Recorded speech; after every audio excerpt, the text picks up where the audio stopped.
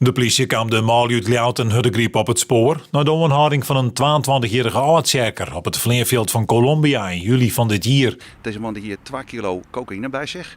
Nou, naar aanleiding daarvan kregen wij tips binnen en toen ben wij een onderzoek gestart. En zodoende ben wij deze fjouwer verdachten op het spoor kwamen. Op basis van tips en informatie had de politie in november en december invallen in Amsterdam en Ljout. In het huis van een 29-jarige Ljouter vond de politie 5 kilo cocaïne. In een oorhuis waar 10 kilo softdrugs vond. De vier maliërs zitten voorlopig vast. Ze zijn op dit moment door de rechtercommissaris in bewaring gesteld. Dat houdt in dus dat ze nu in een termijn zitten van 90 dagen.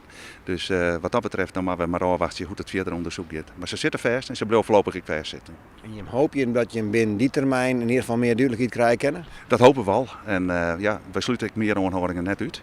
De recherche zal zo'n december maar grote inzet dwaande om een beeld te krijgen van het drugsnetwerk. Of dat bestaat en hoe groot het is, kan de politie op dit staat nog net zeggen. Maar de betrekken houden met alles. Kan groot wezen. Ja, als je om deze bedragen praten en we gaan tot 3,5 ton. Daar hebben we dan eigenlijk misschien eerder wel volle merel binnenkomt. Dat weten we nog net, dat hebben we nog een uitzichtje. Maar we gaan tot 3,5 ton in dit geval al. Dan kan je dat het net om 10 werk gaat. Maar kan het dan ook nog zo wijzen dat het net alleen nog om Nederland gaat, maar misschien om een internationaal netwerk? Zo kennen.